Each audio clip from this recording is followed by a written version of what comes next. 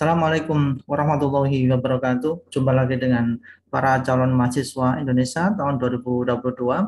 Berikut ini kita akan bedah sama-sama tentang ini hal penting setelah tahapan pendaftaran dibuka itu adalah tahapan pendaftaran SNMPTN 2022. Kita harus cek alurnya dan harus disiapkan dokumen-dokumennya mulai saat ini. Apa saja tahapannya? Oke, berikut ini yang pertama. eh, itu registrasi akun LTMPT, tapi ini dilakukan oleh sekolah ya. Nanti setelah sekolah melakukan registrasi, nanti akan diikuti dengan registrasi oleh siswa. Jadi ini nanti ketika kita masuk di laman LTMPT, nanti ada laman atau jendela untuk sekolah, ada pendaftaran untuk sekolah, ada pendaftaran untuk siswa. Jadi yang pertama itu sekolah mendaftarkan di akun LTMPT. Yang kedua, registrasi akun untuk siswa. Nah, bagaimana kalau untuk siswa, ini perhatikan, registrasi akun siswa, nanti harus memasukkan NISN. Apa itu NISN? NISN itu nomor induk sekolah nasional. Setiap siswa itu wajib punya NISN dan tidak boleh sama dengan siswa yang lain. Jadi ini nomor unik, satu siswa berbeda dengan siswa yang lainnya. Nanti bisa ditanyakan di sekolah ya, nomor NISN kalian berapa. Yang kedua, NPSN. NPSN itu nomor pokok sekolah nasional. Setiap sekolah SMA di Indonesia itu punya NPSN, nomor pokok sekolah nasional. Nanti bisa ditanyakan di sekolahnya juga. Kemudian perhatikan ini tanggal lahir harus sesuai dengan dokumen-dokumen yang sudah terverifikasi oleh Dinas Kependudukan ya, tanggal lahir, tempat lahir, bulannya nanti harus sama. Nanti tinggal klik selanjutnya. Nah, nanti di kolom selanjutnya nanti akan terverifikasi ya NISN-nya ini, NPSN-nya, nama sekolahnya, nama siswanya nanti muncul, nama sekolahnya juga muncul, tanggal lahirnya nanti juga muncul. Jadi isian 5 ini menjadi bagian dari verifikasi apakah benar nama kita yang muncul ya.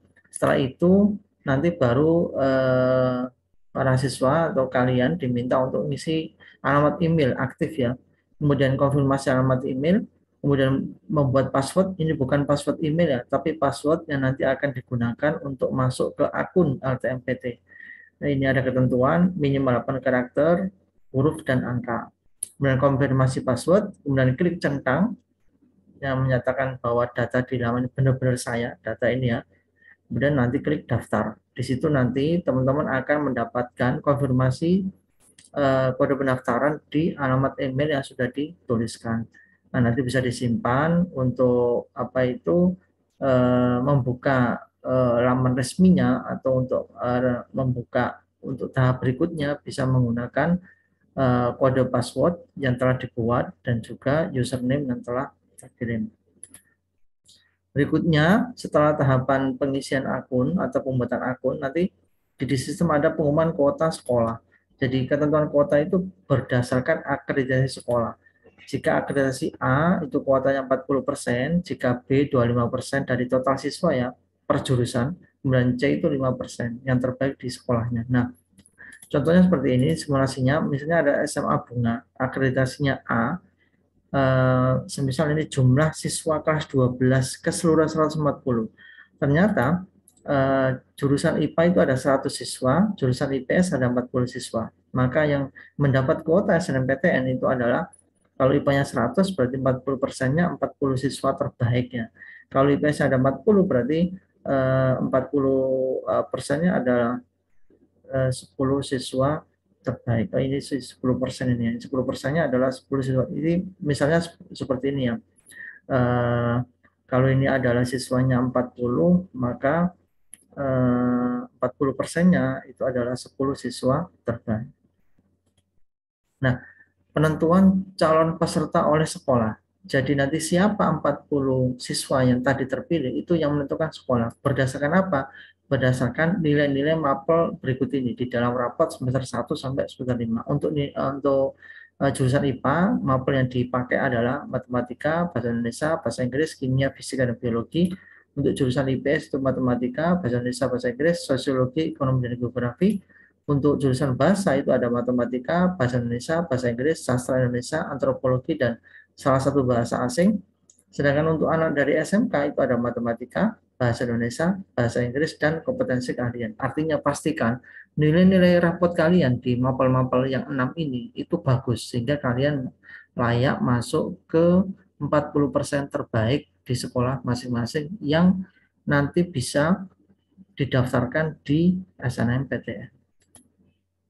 Kemudian setelah ditentukan 40% siswa, misalnya 40% ya, 40% siswa itu yang masuk atau yang bisa daftar di SNMPTN, maka akan dilakukan pengisian PDSS. Ini nanti sekolah akan mengisi semua nilai rapot yang kalian punya, itu dari semester 1 sampai semester 5 dimasukkan ke dalam sistem. Namanya PDSS, Pangkalan Data Sekolah dan Siswa.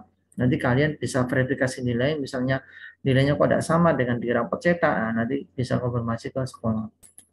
Berikutnya pendaftaran SNMPTN. Perhatikan, ketika kalian login ya, nanti masuk di akun siswa itu ada form pendaftaran.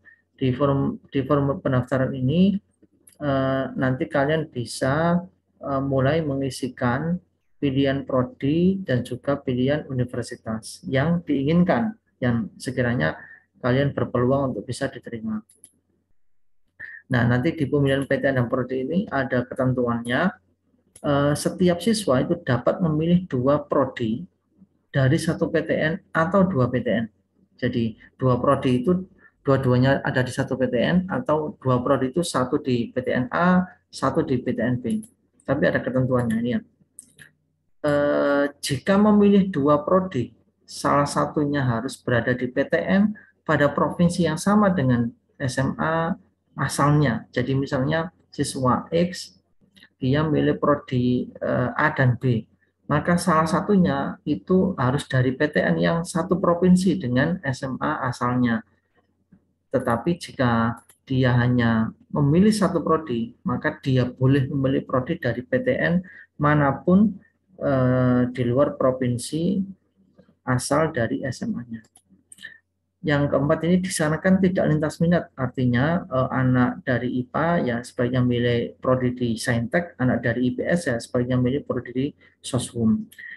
Tergantung ketentuan PTN yang dituju. Setiap PTN punya kebijakan masing-masing terkait prodi apa yang masuk Saintek, prodi apa yang masuk di Soshum. Nah, kemudian tahap berikutnya adalah unggah portofolio. Nah, nanti untuk jurusan-jurusan tertentu ya, misalnya jurusan yang seni dan olahraga itu ada portofolio yang harus diunggah, yang isinya ini ya, ada data kesehatan, data prestasi, rekomendasi KONI dan sebagainya. Yang berikutnya nanti ada seleksi oleh PTN. Perhatikan, seleksi itu nanti ada kolom prestasi yang harus kalian isi. Ini berupa bisa nggak diisi, tapi seleksi ini nanti akan sangat menguntungkan bagi anak-anak yang punya kolom prestasi atau yang punya dokumen prestasi. Bidang prestasi ini ada bidang perlombaan, kemudian tingkat prestasinya bisa provinsi atau nasional atau bahkan internasional. Kemudian kita unduh atau kita unggah sertifikatnya. Jadi seleksi oleh PTN itu selain nanti nilai rapot yang sudah diisikan oleh sekolah, tapi juga dokumen prestasi atau sertifikat prestasi yang diunggah oleh peserta. Nah, pastikan mulai sekarang disiapkan dokumennya. Kalau belum punya, paling tidak kalian bisa menyiapkan diri untuk ikut kompetisi sehingga punya sertifikat lomba yang bisa diunggah. Nah, tahap terakhir nanti ada pengumuman SNMPTN. Nah, nanti akan muncul di laman ini. Nanti yang dibutuhkan untuk cek hasil pengumuman itu adalah nomor pendaftaran. Makanya nomor pendaftaran jangan sampai dihilangkan. Kemudian tanggal lahirnya, tanggal, bulan, tahun ini kode unik spesifik yang nanti bisa dijadikan untuk pengecekan pengumuman SNMPTN diterima atau tidak.